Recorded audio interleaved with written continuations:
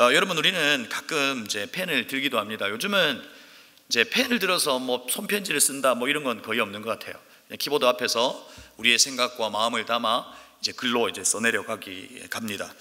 근데 말씀을 준비하면서 누군가에게 마음을 전하기 위해서 우리가 펜을 들어본 때가 언젠가 뭐 이런 거 한번 생각해 봤습니다. 가만히 생각해 보니까 이제 1년에 한 번씩 어버이날이 되면 늘 펜을 반강제적으로 들었던 것 같습니다. 그래서 부모님께 라고 쓰고 한참을 생각하는 겁니다. 부모님께 무슨 말을 할까 뭐 그랬던 국민학교 시절의 생각이 납니다. 전 국민학교였습니다. 그리고 스승의 날, 뭐 국군의 날, 뭐 이런 편지들을 막 쓰기도 했고, 예전에 보면 조그마한 가요책 뒤에 보면 이 펜팔라는 곳이 있었어요. 그래서 그 펜팔에다가 편지를 쓰고 주고받고 뭐 이런 거. 그 다음에 이제 뭐 별이 빛나는 밤에 이런 라디오 프로그램에다가 자기가 일어났던 그 일과 거기다가 플러스 알파를 보태서 사연을 보내서 적기도 하고. 뭐 그때 우리는 펜을 들어본 기억이 있는 것 같아요. 또 우리는 언제 펜을 들어볼까요? 좋아하는 사람이 생기면 펜을 들어 마음을 전하기도 합니다. 왜냐하면 말로 전할 수 없는 마음에 담겨진 것들을 이 펜을 들어서 가장 함축적으로 그 편지에다가 마음을 전하고 싶은 마음이 있기 때문에 그렇습니다. 그래서 문방구에서 편지지를 고르고 하나님께서 우리에게 주셨던 그 모든 아름다운 어휘를 총동원해서 이 편지를 쓰기 시작합니다. 쓰다가 틀리면 지우기도 하고 찍기도 하고 하면서 여러 장의 편지에다가 마음을 담습니다. 저도 그런 편지를 썼던 제 기억이 언제일까 이렇게 생각해 보면, 물론 제 아내와 그 연애를 할 때 이렇게 편지를 많이 썼던 것 같아요. 어떤 때는 좀 특별하게 쓸 수는 없을까 해서 이렇게 한 적도 있습니다. 여러분 아시는 이제 그 과자 중에 짱구라고 아시죠?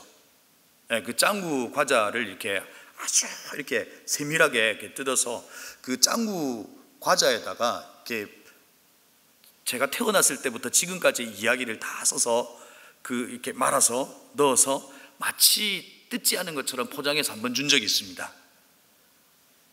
너무 유치합니까? 원래 사랑하면 유치합니다. 그래서 이제 그랬던 마음을 전했던 적도 있고요.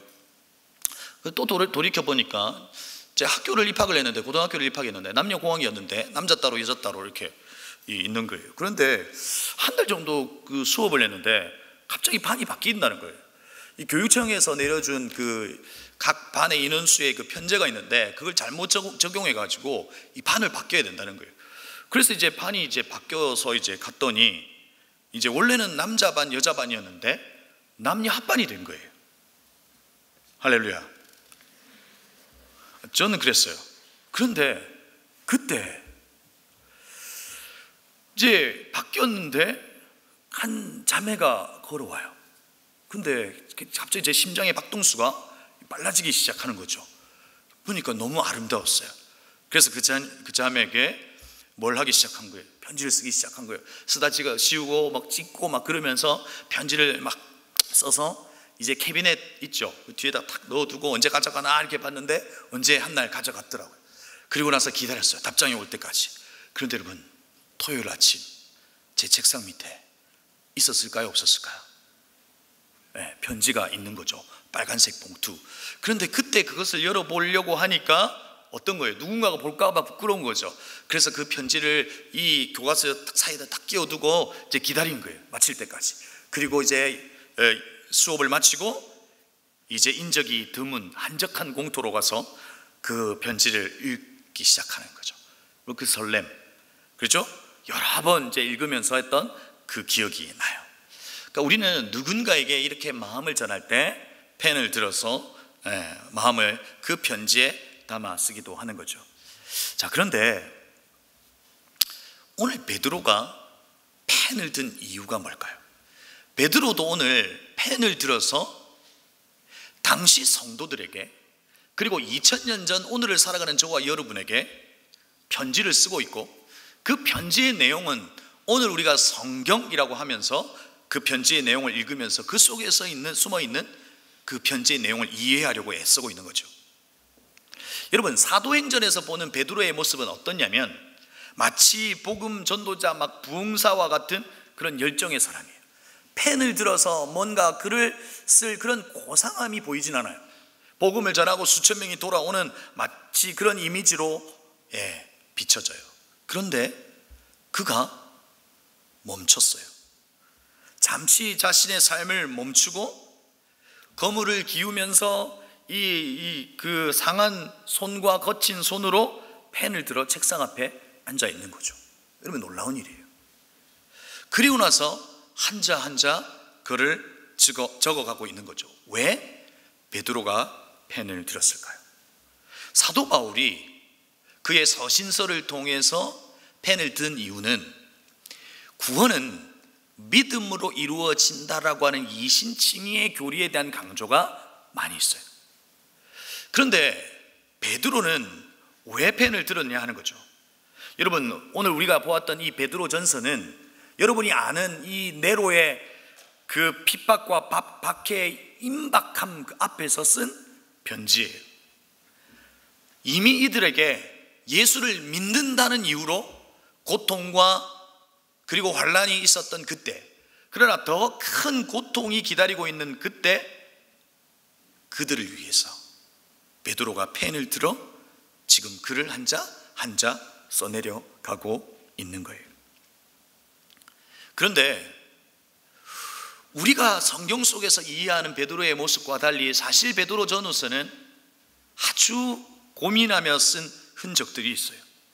여러분, 베드로 전서에 총 105구절이 있는데 그 중에 25구절이 구약 성경에서 인용했다고요. 그러니까 구약 성경의 말씀을 보면서 그가 한 땀 한 땀 한 절 한 절 이렇게 적어간 거죠. 구약에 비추어서 오늘을 살아가는 이들에게 진짜 해주고 싶었던 하나님의 말씀, 하나님의 마음을 그들에게 전달하고 싶었던 거죠. 자, 그런데 여기서 이제 우리가 질문 하나가 생기죠. 여러분 예수 믿는다고 핍박받는 거 아니잖아요. 갑자기 여러분 예수 믿고 있는데, 지금 예배 드리고 있는데 누군가가 막 채찍으로 여러분을 막 채찍하고 막 머리채를 잡고 막 끌고 나가고 이런 일 없잖아요. 자, 가끔은 그런 일이 우리 가운데 있었으면 좋겠다 이런 생각이 들어요. 할렐루야. 아니, 그거 뭐 꼭 그런 일이 일어나라는 건 아니지만 우리의 신앙의 성장을 보면 교회사적 관점에서 성장의 시기를 보면 핍박받을 때 성장했어요. 교회의 위기는 사실상 어떤 분이 그러더라고요. 산만 불이래요. 우리의 소득이 이 3만 불의 이 기점에서 오히려 교회는 쇠퇴한 것을 볼 수 있다 이런 거죠. 뭐 그런 의미에서 여러분이 막 핍박받고 뭐 이런 건 아니겠지만, 그런데 오늘 우리에게 마치 초대교회 성도들이 받는 이 물리적인 핍박은 없지만 오늘 우리에게 이 말씀이 주는 도전이 뭐냐는 거예요. 여러분, 오늘 여러분이 수련회를 통해서 은혜를 받았어요. 그리고 그 은혜 가운데 여러분이 이제 여러분의 첫날을 내일 시작할 거예요. 여러분의 발걸음이 어떨는지 모르겠어요. 그러나 첫 발을 내딛고 살아가는 이 세상 속에서의 삶이 여전히 또 어때요? 도전적이에요. 세상이 말하고 있는 지식과 논리로 계속해서 우리를 설득할 거예요. 야, 하나님이 함께 계신다는 것, 그리고 하나님을 신뢰한다는 것, 그리고 하나님의 때를 바라보면서 걸어간다는 것, 그게 무슨 매력적인 삶이냐? 세상은 우리에게 도전할 거예요. 그 도전 앞에서 여러분 어떻게 할 거냐고요. 사실상 오늘 이 말씀이 우리에게 주는 도전과 교훈이 있다고요. 특별히 홀로 살아가는 것, 어떤 누구보다도 내가 중심이 되어 살아가는 이 시대 속에서 오늘 이 말씀, 특별히 우리 수련의 주제가 더 원, 특별히 우리가 이 코로나의 오랜 시간 속에서 공동체성을 회복하고 공동체라고 하는 이 의미를 새롭게 해석해야 되는데, 그때 오늘 이 말씀이 공동체로서 우리의 신앙을 어떻게 지지하고 이 세상의 논리와 지식이 우리를 설득하려 할 때 이 공동체가 어떤 역할을 해줄 수 있는지 우리에게 알려줄 거라고요. 오히려 우리는 물리적 핍박은 없지만 이 세상 속에서 우리에게 도전하는 그 도전 앞에서 2000년 전 펜을 들었었던 이 베드로의 말씀이 우리에게 큰 힘이 되고 도전이 될 거라고 저는 믿습니다. 오늘 베드로가 어떻게 시작하냐면 마지막으로 말합니다 라고 시작합니다. 여러분, 오늘 이 말씀은 베드로가 이제 죽기 직전에 어떤 자기 어떤 인생의 시간이 끝나는 그 어떤 시점에 쓰는 내용이 아니에요. 오늘 말씀을 이제 마무리하면서 마지막 이 한 문장을 써내려가는 그 마지막 한 문장의 내용이 아니에요. 마지막으로 말한다라고 하는 이 말의 의미는 강조한다는 거예요. 내가 힘주어서 말한다. 여러분, 제가 설교를 할 때 목소리가 올라갈 때가 있죠. 그때는 어느 때예요? 그때는 어느 때예요? 여러분에게 강조하고 있다는 게 아니라 엄청 긴장하고 있다, 이런 거예요. 가만히 보면 긴장하고 있을 때 목소리가 올라가요. 마음에 평안이 있을 때 오히려 차분해지는데, 지금 차분하죠? 마음에 평안이 있어요. 그런데 보세요, 마지막 말이다라고 하는 이 말의 의미는 내가 강조하여서 임박한 환난 가운데, 그리고 환난은 없지만 환난과 같은 세상의 도전 앞에 살아가는 젊은 세대들에게, 청년들에게, 성도들에게, 세상과 마주하며 살아가는 성도들에게 내가 강조해서 할 말이 있다고 말하고 있는 거예요. 그런데 베드로 전후서 전체의 맥락 속에서 베드로가 우리에게 알려주는 삶의 방향성에 큰 두 줄기가 있어요. 하나는 뭐냐면, 장차 다가올 그 환난과 고난을 바라보지 말고 하나님의 영광을 바라보자라고 하는 것이 한 줄기예요. 또 하나의 줄기는 악을 선택하지 말고 선을 선택하라라고 하는 이야기를 하고 있죠. 베드로 전후서를 통해서 장차 올 하나님의 영광을 바라보라라고 하는 의미는 뭐예요? 제가 이게 설교문을 적고 그리고 수련을 다녀왔는데, 제가 해야 될 말을 윤은석 목사님 다 하셔가지고 사실 좀 당황했어요. 그죠? 그래서 꽤 괜찮은 사람들은 뭔가 통하는 게 있다, 뭐 이런 위로도 받기도 했어요. 여러분, 장차 올 하나님의 영광을 바라보라는 건 뭐예요? 지금 눈에 보이는 환난의 현실에 집중하지 말라는 거예요. 이걸 조금 더 풀어보면 어때요? 베드로전서 우리가 이제 3장을 읽었고 2장을 딱 시작하면서 뭐라고 이야기하냐면, 그러므로 여러분은 모든 악의와 모든 기만과 윗선과 시기와 온갖 비방하는 말을 버리십시오 라고 되어 있어요. 한번 생각해 보세요. 초대교회 성도들이 비방했다고? 근데 여러분, 이 말씀을 그냥 쉽게 넘어갈 수 있다고요. 왜 그들이 비방했을까요? 비방의 대상이 누구였을까요? 성도들이었을까요?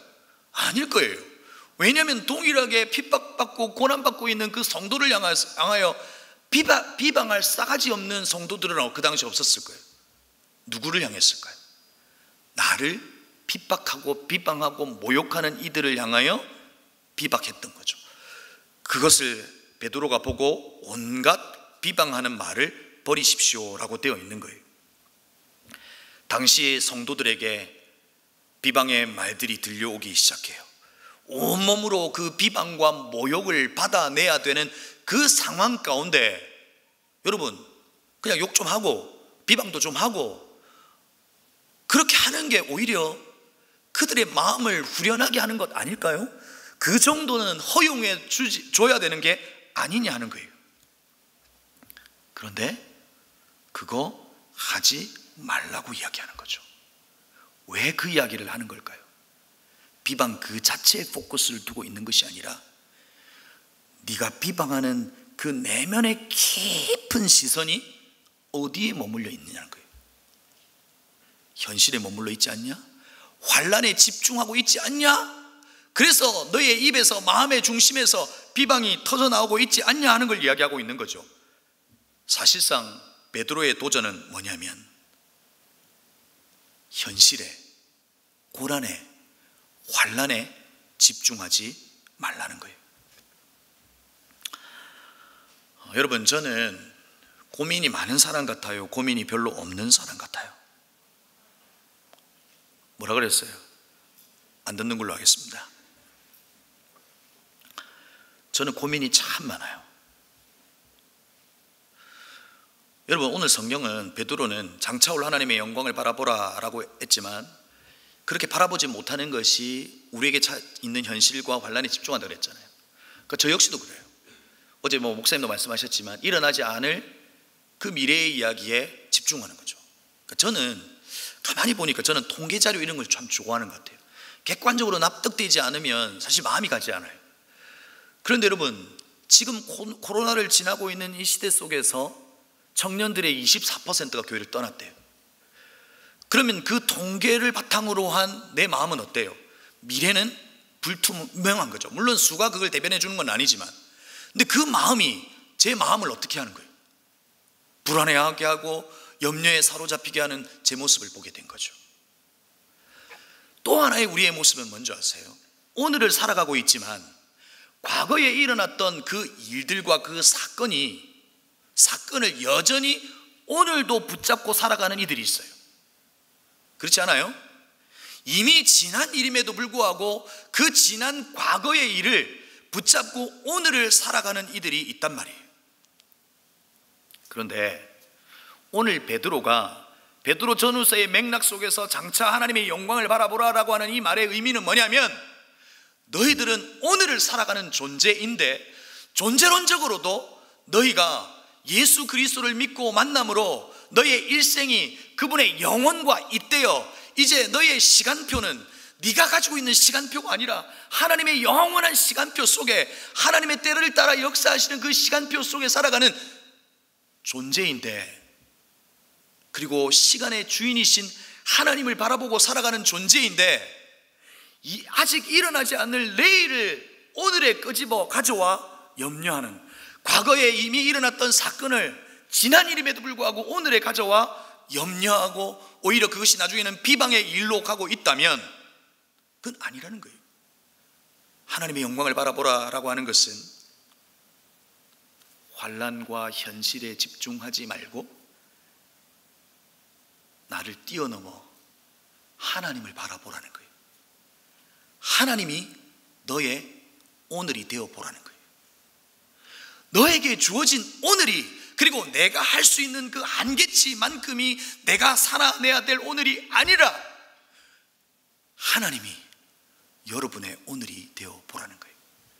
그렇게 오늘을 살아가는 존재론적 고백의 삶이 우리 가운데 있기를 바란다는 거예요. 그 오늘의 삶을 살아가는 저와 여러분이 되기를 주의 이름으로 축복합니다. 환난에 집중하지 말고, 과거에 매이지 말고, 미래에 있지 않을 일도 다 가져와서 그걸 붙들고 살지 말고, 오늘을 주신 하나님께 감사하고 하나님이 오늘이 되는 삶을 살아내 보라는 거죠. 이것을 어제 윤은석 목사님이 하신 말씀으로 여러분에게 도전하면 어떤 거예요?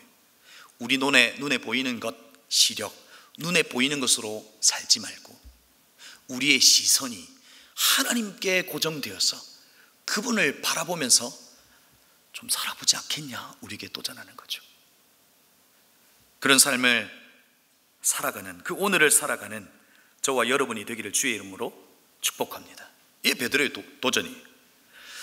그리고 나서 마지막이라고 하는 말을 하면서 그 다음의 말에 여러분 가장 중요한 말이 있겠죠. 그걸 집중해야 돼요. 그게 우리 수련회의 주제예요. 모두 한 마음을 품으며 라고 되어 있어요. 무슨 말이냐면 한 마음을 품어 하나 되라는 거죠. 그러죠? 어제 제가 여러분 게임하는 걸 잠깐 봤는데, 그 특별히 이제 다리 찢기 하는 거 있잖아요. 그걸 봤는데 누구였어요? 그냥 확 찢는 이가 있더라고요. 그런데 분명히 나이가 20대인데 몸이 한 50대 되시는 분들도 계시더라고요. 이게 찢은 건지 벌린 건지 아무튼 그런 분들도 계시더라고요. 그렇죠? 그런데 여러분, 몸이 건강하다는 뜻은 뭐예요? 몸이 건강하다는 것은 내가 생각하는 대로 따라주는 거예요. 어저께 우리가 뛰며 찬양했잖아요. 그때 어느 순간이 넘어갈 때 제 마음에 이런 생각을 했어요. 아, 몸이 따라주지 않는다. 그래도 해봐야 되겠다. 뭐 이런 생각을 했어요. 건강하다는 건 몸이 따라주는 거예요. 교회가 건강하다는 것은, 교회가 하나 된다는 것은 그리스도의 머리이신 그리스도를 따라줄 수 있는 몸이 되었는가 하는 거예요. 그래서 교회의 건강성, 교회의 하나됨이 하나님을 드러내는 방식으로 드러나고, 교회의 하나됨과 교회의 건강성이 오히려 복음이 될 수 있다는 거죠. 그래서 모두가 복음을 말할 수 없는 시대를 살아가잖아요. 초대교회는 예수 그리스도의 복음을 전하면 죽음이에요. 그 시대를 살아가는 이들에게 너희들이 한 마음을 품어 너희가 하나 되는 그 하나됨과 교회됨을 유지하며 살아갈 때 입으로 말하지 아니하여도 너희를 바라보는, 교회를 바라보는 이들이 아, 하나님은 살아계시구나 라고 볼 수 있을 거라는 거죠. 그래서 베드로가 한 마음을 품어라 라고 말하는 거죠. 그러면서 네 가지를 이야기해요. 여러분, 어떤 일을 보면서 싸가지 없다 이렇게 표현하잖아요. 그렇죠? 우리 중에도 있으신가요? 그 싸가지 없다라고 하는 표현이 뭐예요? 인, 의, 예, 지, 신이라고 하는 인간이 가져야 될 그 등목 가운데 하나가 빠지거나 이러면 싸가지 없다 뭐 그런 이야기를 한다 하더라고요. 오늘 베드로가 네 가지를 이야기해요. 하나됨을 이야기하면서 네 가지를 이야기해요. 왜 오늘 이 네 가지를 이야기할까요? 첫 번째 동정, 두 번째 사랑, 그 다음에 세 번째 자비, 그리고 네 번째 겸손이에요. 이것이 우리 더 원이라고 하는 이 주제 가운데 하나됨을 유지하기 위해서 우리가 가져야 될 덕목일 수 있어요. 한번 우리가 봤으면 좋겠어요. 그런데 오늘 우리가 3장 8절부터 보고 있는데 3장 1절에서 무슨 이야기가 나오면 생뚱맞게 아내의 역할, 남편의 역할 이런 게 막 나와요. 여러분, 어울리지 않아요. 지금 베드로전서를 쓰고 있는 베드로가 갑자기 아내 이야기, 남편의 이야기 막 이런 걸 쓰고 있다고요. 아마도 편지를 쓰면서 옆집에서 아내와 남편이 막 싸움하는 걸 막 들었을지도 몰라요. 그러면서 아, 이건 아니구나 뭐 이러면서 했을까요? 아니에요. 임박한 환난 앞에서 그 고통과 핍박을 견딜 수 유일한 것은 아내와 남편이 하나 되는 것인 것을 이야기해 주고 있는 거예요. 가족이 하나가 될 때 그 핍박 속에서 버텨낼 수 있다는 거예요. 그런 맥락 속에서 오늘 이 이야기를 하고 있는 거죠. 공동체가 환난과 핍박 속에서 하나됨을 지킬 수 있는 이 핍박 속에서 하나 될 수 있는 것이 있다. 그게 네 가지다. 첫 번째, 동정을 이야기해요. 동정은 뭐예요? 남의 어려운 처지를 자기 일처럼 딱하게 여기는 것, 동정의 사전적 의미예요. 그런데 여러분, 이 동정이라고 하는 이 말은 어디서 가져온 거예요? 오늘 동정, 사랑, 자비, 겸손이라고 하는 이 네 덕목은 그리스도에게로부터 가져온 말이에요. 베드로는 누구와 가장 가까이 살았어요? 예수님과 함께 가장 가까이 있었던 그가 그리스도를 바라보면서 이 환난과 핍박 속에서 하나됨을 유지할 때 그 네 가지의 덕목이 필요한데 그것은 바로 그리스도에게서 본 그 네 가지를 우리에게 이야기해 주는 거죠. 다시 말해 동정과 사랑과 자비와 겸손은 그리스도의 네 가지의 성품이에요. 그 첫 번째가 동정이에요. 여러분, 예수 그리스도는 동정하는 마음이 계셨을까요? 히브리서 4장에서 이렇게 말씀하시죠. 우리에게 있는 대제사장은 우리의 연약함을 동정하지 못하실 이가 아니요 라고 되어 있어요. 이것을 또 다른 표현으로 체휼이라고 하는 표현을 쓰고 있어요. 그리스도는 저와 여러분을 뭐 하신다고요? 냉정하게 야, 너 안 돼, 이게 아니라 동정하신다고요. 여러분이 하나님에게로 하는 말, 다른 누군가가 들으면 뭐 저런 걸 이야기해. 그런데 하나님은 어떤 마음으로 가지는 거예요? 동정하시고 받아들이시고 체휼하시는 분이세요. 그 그리스도의 마음으로 핍박과 환난 가운데 살아가는 성도들의 그 고통을 체휼하고 동정하면서 하나됨을 유지해 달라고 요청하고 있는 거예요. 여러분, 제가 앞에서도 이야기했지만 지금의 이 시대는 내가 진짜 중요한 시대를 살아가고 있어요. 그래서 나를 사랑하라 뭐 이런 이야기를 하고 있죠. 나 중요해요. 나 중요하지 않다는 것이 아니라 우리의 시선이 이제 너를 바라보는 거죠. 그의 아픔은 무엇인지를 바라보고 동정하고 체휼함으로 우리로 한번 살아내 봐 달라는 거죠. 그리고 여러분, 두 번째는 뭐예요? 사랑이에요. 그리스도께서 우리에게 주셨던 그 사랑을 형제 사랑으로 드러내 봐 달라는 거예요. 세 번째는 뭐예요? 자비예요. 그리스도께서 주셨던 그 자비가 이 공동체 속에서 있는 방식은 어떤 거예요? 공동체가 넉넉함으로 약한 자나 강한 자나 연약한 자나 부족한 자나 그 모두를 받아낼 수 있는 그 용량을 갖춘 그런 공동체로 받아달라는 거예요. 지적하거나 정죄하거나 그런 방식으로 타인을 대하는 것이 아니라 넉넉함으로 받아주는 거죠. 그런 공동체가 되어줄 때 더 원, 하나됨을 유지할 수 있다는 거죠. 겸손은 뭐예요? 타인을 대하는 태도이죠. 사도 바울이 예수 그리스도의 십자가에 못 박혔더니 우리에게 내가 좀 우월하다고 생각했던 것들이 무엇이라고 고백했어요? 무엇과 같다? 배설물, 이런 거 있잖아요. 여러분, 저는 바울처럼 예수 그리스도의 십자가를 경험해서 저는 그 어떤 것도 자랑할 것이 아니라 예수 그리스도의 십자가밖에 자랑할 것이 없어요. 그래서 제가 여러분한테 제 외모나 이런 거 자랑 안 하잖아요. 정말 탁월하고 그럼에도 불구하고 자랑 안 하잖아요. 그래요. 그런데 바울이 예수 그리스도의 십자가 때문에 자기에게 있는 우월한 것, 그리고 세상 사람들이 누구보다 우월하다고 생각하는 그 모두가 똑같다는 거예요. 배설물 같다는 거예요. 나는 예수 그리스도의 십자가만큼 밖에 자랑할 것이 없다고 이야기하는 거예요. 여러분, 여기에서 말하는 겸손이 바로 그런 거예요. 우리는 다양한 사람들이 오늘 이곳에 있어요. 다양한 사람들이 있어야 교회예요. 그렇죠? 그 다양하고 연약한 사람들이 있지만 내가 좀 우월하다는 것을 드러내는 것이 아니라 유일하게 자랑할 것은 그리스도의 십자가밖에 없다는 거예요. 그 겸손한 태도로 타인을 대할 때 그 공동체는 하나 될 수 있고, 그래서 그 하나됨이라고 하는 그 의미는 그냥 꽤 괜찮은 조직이 하나됨을 유지하기 위해서, 그래서 그냥 우리의 이 조직 자체가 그냥 잘 유지되고 가기 위한 목적이 아니라 그 하나됨은 핍박과 환난 속에서도 견뎌낼 수 있는 힘이 우리로 하여금 주어질 수 있다는 거예요. 이 세상 속에서 여러분에게 도전하잖아요. 왜 찌질하게 교회 다니냐고 도전하잖아요. 여러분들이 교회를 다니면서 교회 다니는 것을 표현하지도 못하잖아요. 그래서 여러분, 어떤 애들은 식판을 받아서 분명히 목사님께서 기도하라고 말씀하셨는데 기도하기가 힘드니까 여러분 식판을 딱 놓으면서 입을 닦으면서 할렐루야 주님 감사합니다 이렇게 한다더라고요.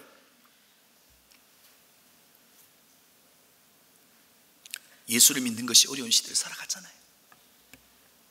그럼에도 불구하고 세상이 우리에게 세상의 지식과 논리로 우리를 도전할 때 우리는 그것을 우리의 힘, 내 힘으로 버텨낼 수 있지만 우리로 함께 엮여져 서로가 서로를 동정하고 사랑하고 그리고 겸손히 대하고 자비로 품어낼 때 이 환난과 핍박 속에서 하나됨을 유지하며 살아갈 수 있다는 거죠. 더 원, 우리 청년부 안에 이와 같은 일들이 일어날 수 있기를 주의 이름으로 축복합니다. 도저히 용납할 수 없는 세상의 어떤 누군가가 우리의 공동체 가운데 와도 그리스도의 따뜻한 사랑으로 그를 품고 안아주고 하나 되게 하는 그 놀라운 그리스도의 성품의 능력이 우리 가운데 있기를 바란다는 거죠. 근데 우리의 힘으로 안 돼요.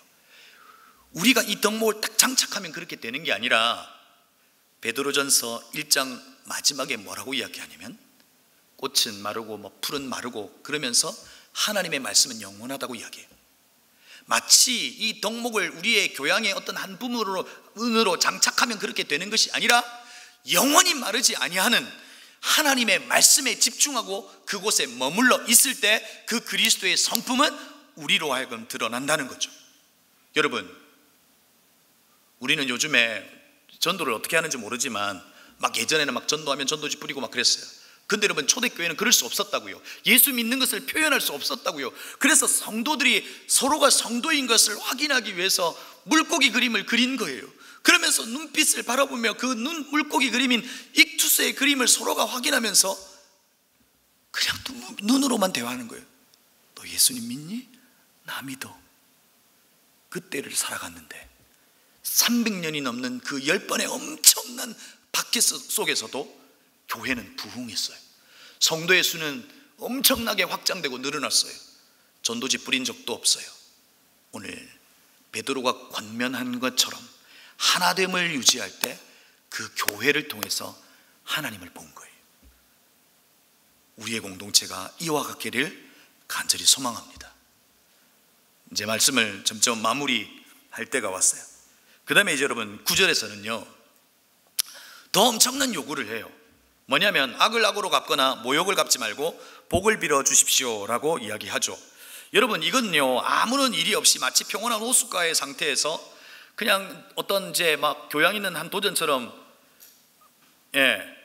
느껴지시나요? 그런 때가 아니잖아요.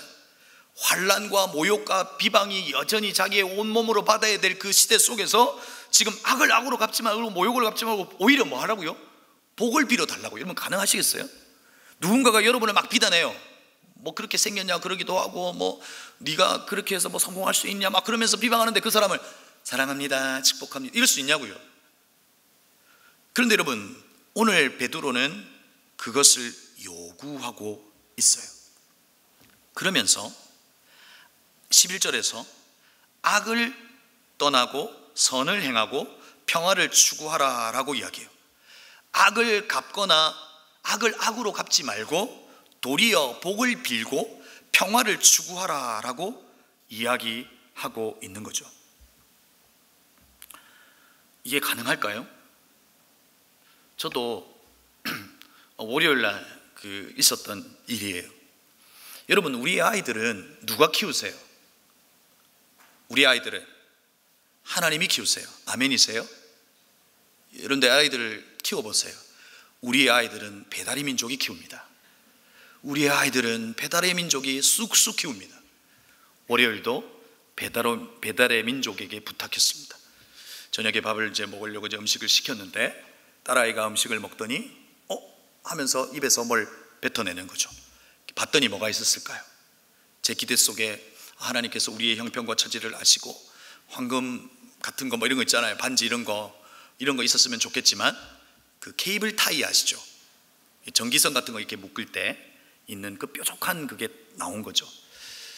여러분 그때 이제 저희 아내가 이제 주문을 해서 이제 전화를 통화를 하는데 또 아내는 마음이 너무 약한지 너무나 사랑스럽게 너무나 다정하게 이야기하고 있더라고요. 근데 제가 그 모습을 보는데 사실 조금 화가 났어요. 왜냐하면 제 딸아이가 그래서 삼켰거나 뭐 어떻게 했으면 큰일 났을 거잖아요. 그래서 전화를 받아서 이런 이유로 잘못됐다라고 이야기를 하다가 점점 어떤 일이 벌어져요. 여러분 저의 성품은 그런 성품이 아님에도 불구하고 약간의 이제 음성이 고조되기 시작하죠. 그러고 나서 이제 전화를 끊었어요. 하필이면 그날 성경 본문이 이 본문이었어요. 악을 악으로 갚거나 모욕으로 갚지 말고 복을 빌어 주십시오. 여러분 우리는 말씀에 순종해야 되잖아요. 그래서 마음을 가라앉히고 다시 전화를 했어요. 2000년 전 베드로가 악을 악으로 갚거나 모욕으로 갚지 말라고 했는데요 있잖아요. 이렇게는 안 했고요. 제가 이제 했던 이야기 부분에 있어서 혹시나 좀 불편했던 부분이 있으면 미안하다고 이렇게 이야기를 했어요. 물론 제가 그렇게 이야기할 수 있었던 것은 이 말씀도 있었지만 제 아내가 그러더라고요. 여보 만약에 그분이 우리 교회 성도님은 어떻게 할 거야? 이러더라고요. 갑자기 겁이 나기 시작했어요. 갑자기 왔는데 목사님 밥 시키셨죠? 이러면 큰일 나잖아요. 갑자기 새 가지고 오셨어요. 사랑하고 축복합니다 그랬더니 봉구서 박보부 사장님이세요. 그럼 큰일 나잖아요. 제 교회 옮겨야 돼요. 물론 그 작용이 크긴 했지만 악을 악으로 갚지 않는 선택을 했어요. 그런데 여러분 오늘 베드로가 악을 악으로 갚지 말라라고 하는 이 의미가 뭔지 아시겠어요? 12절에 보면 우리 12절 말씀 함께 같이 읽었으면 좋겠어요. 사실 이것이 악을 악으로 갚지 말라라고 하는 그 말을 설명해 줘요. 함께 읽겠습니다. 시작.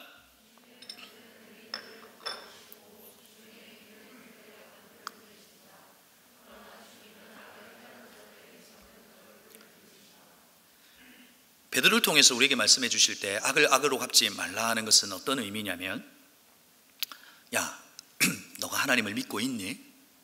그러면 하나님께서 우리의 삶에 어떤 일을 하실지 너가 악을 선택하지 말고 선을 선택하고 기다려보면 안 되겠니? 라고 하는 도전이에요. 그럴 때 악을 선택하지 않고 선을 선택할 때 주님께서는 그를 의인이라고 말씀하시고 그 의인들을 굽어보시고 더 귀하게 살펴보시고 주님의 귀는 그들의 간구를 들으신다. 악을 선택하지 않고 선을 선택한 이의 그 간구를 귀를 쫑긋 세우시고 들으신다는 거예요. 들으신다는 건 뭐예요? 들으시고 하나님의 때에 하나님께서 역사하신다는 거예요.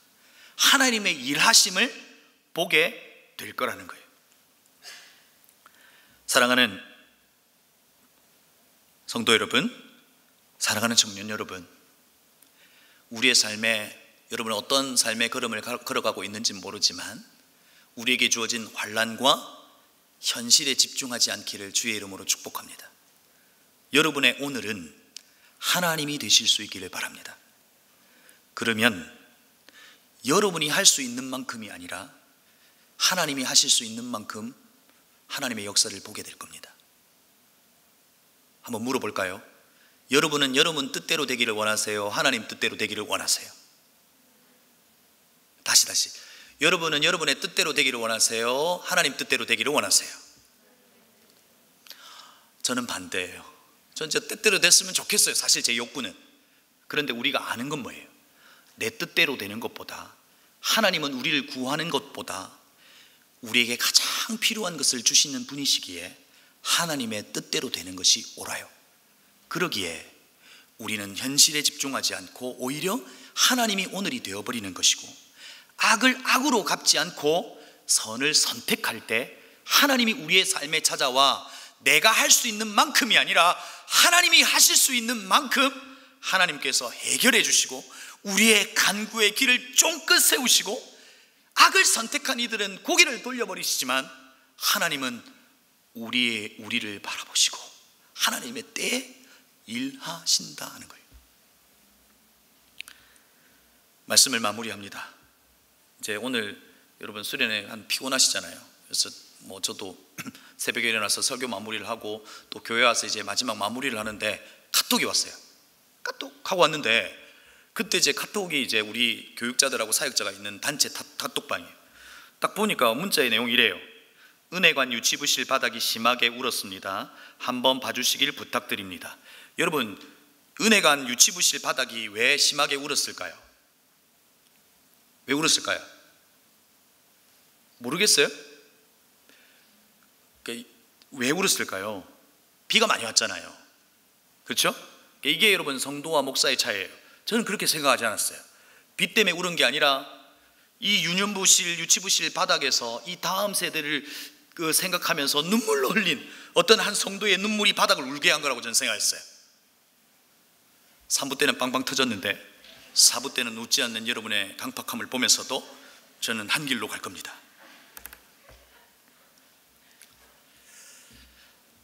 오늘 우리가 이 12절을 보면서 그냥 간구하고 넘어가는 부분이 있어요. 그게 뭐냐면 그들의 간구를 들으신다는 거예요. 이제 알겠어요. 하나 되는 것도 알겠어요. 이제 수련회 후의 삶을 어떻게 살아가야 되는지에 대한 것에 방점을 저는 여기에 뒀으면 좋겠어요. 하나님은 아세요. 하나님의 뜻대로 하나님의 때에 하나님께서 우리의 삶을 열어주실 거예요. 그러나 우리에게 뭐가 있어야 된다고 이야기하냐면 바로 간구예요. 이 간구는 데이시스라고 하는 의미에서 막 졸라대는 거예요.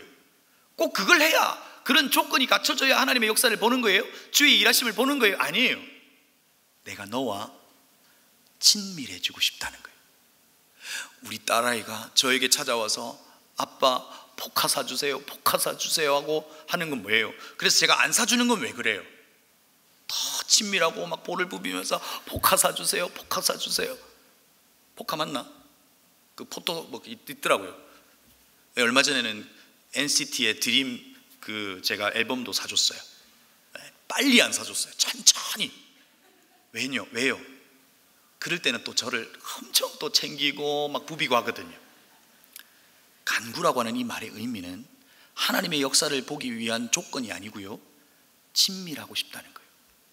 그 현실을 바라보는 것이 아니라 하나님을 바라보면서 간구해 보라는 거예요.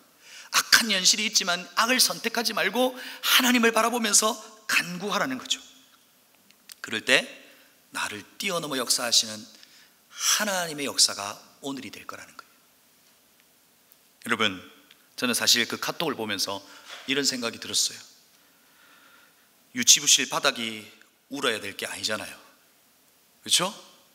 왜 쓸데없이 유치부 바닥이 울어야 돼요? 저와 여러분이 울어야 되겠죠. 하나님 앞에 간구하고 나아가는 그 삶이 수련회 이후에 여러분의 삶에 그분과의 친밀함으로 다가와 내일의 불확실한 내일을 바라보고 살아가고 과거의 상처와 아픔이 오늘을 막 뒤흔들고 오늘을 살아가는 것이 버겁게 만들지라도 그 하나님의 친밀함 속에서 보이는, 우리의 시력으로 보이는 것을 바라보고 살아가는 이들이 아니라 하나님과 시선을 맞추고 살아가는 우리 은혜샘물교회 우리 청년들, 성도님들이 되기를 주님의 이름으로 축복합니다.